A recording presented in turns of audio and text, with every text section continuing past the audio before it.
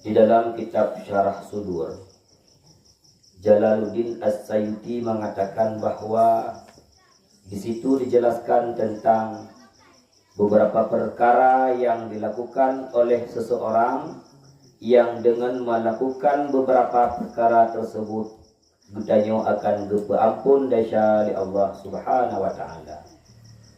Qala ba'duhum man fa'ala sayi'atan fa inna 'uqubataha tudfa'u anhu bi asyrati asbabin.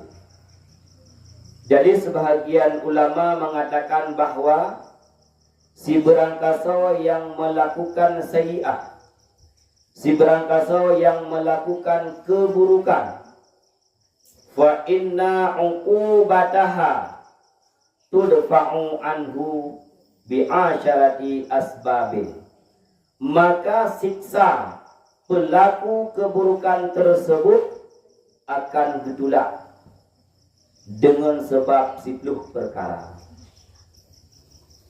Jadi apabila si orang terlanjur melakukan keburukan, maka kebegahinan dengan 10 sebab, maka urungnya han disiksa oleh Allah Subhanahu wa taala. Putra sebelumnya. Yang pertama ayatuba fayutabu alaihi. Yang pertama, orang yang melakukan keburukan, orang yang melakukan dosa, dia bertaubat. Taubat yang pertama. Putra taubat. Taubat adalah ruju'u ila Allah, kembali kepada Allah. Putra makna kembali kepada Allah. Ketika sirara urung kaitubit daripada jalan syariat, ketika sirara urung kaitubit daripada jalan kesesatan, ketika sirara urung hana dijak sesuai dengan petunjuk Allah Subhanahu wa taala, keluar daripada jalan sesat tersebut, kembali kepada jalan kebenaran. Yang keruju'u ilallah, kembali kepada Allah dengan melakukan apa yang Allah perintahkan, dengan meninggalkan apa yang Allah larang. Jadi ketika seorang dibubut putra yang kami perintah oleh Allah Subhanahu wa taala, ketika seorang kali kubah putra yang dilarang oleh Allah Subhanahu wa taala, maka ketika itu dia telah bertaubat. Fayutabu alaihi. Maka barang siapa yang bertaubat kepada Allah Subhanahu wa taala, Allah akan menerima taubat orang tersebut. Tinggal dosa pula yang dia melakukan. Nah, dosa yang berhubungan dengan Allah, nah dosa yang berhubungan dengan manusia. Maka sesuai dengan dosa pula yang dia puput, maka demikianlah taubat. Jadikan mandum dosanya sama taubat hana sama. Sidra urang melakukan dosa kepada Allah Subhanahu wa taala, sidra urang melakukan dosa dengan manusia, maka taubatnya berbeda. Dosa yang dia lakukan dengan Allah Subhanahu wa taala, memada katanya keluar daripada dosa tersebut, menyesal bahwa telah melakukan dosa, dan berjanji di dalam hati kita bahwa tidak akan pernah kembali kepada dosa. Kamu ada? Seraya lagi ampun ba Allah, astaghfirullah, lagi ampun ba Allah.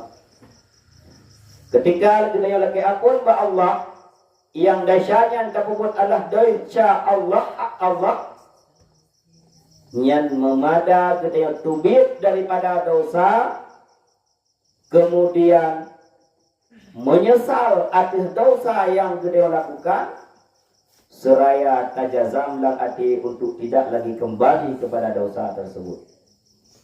Fayutabu alaihi, maka Allah menerima taubat orang tersebut.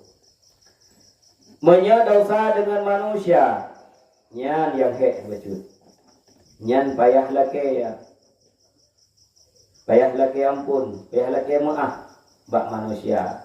Putra dosa yang dah puput tergantung dosa. Tajuk arago kembali arago. Juk pulang arago. Laki maaf. Kemudian laki ampun ba Allah Subhanahu wa taala. Na binatang-binatang gede yang ipajuh arago laki. Laki maaf. Menyanggu bayu. Karena yang gede bubuknya adalah dosa dengan manusia. Maka yang paling hebat adalah ketika seseorang melakukan dosa, yang dosa tersebut berhubungan dengan manusia, nyan yang paling hebat. Be'laya dengan manusia rame, manusia siro manteng cukup tatat untuk tanah laki maaf. Kadang-kadang tajud laki maaf, handijud pemaaf haji. Kadang-kadang leketeo tatim laki maaf, hai tim pemaaf haji. Maka manusianya pada memaafkan bersifat dengan sifat kriat manusia. Oleh karena demikian, maka kita senantiasa bertobat kepada Allah Subhanahu wa taala.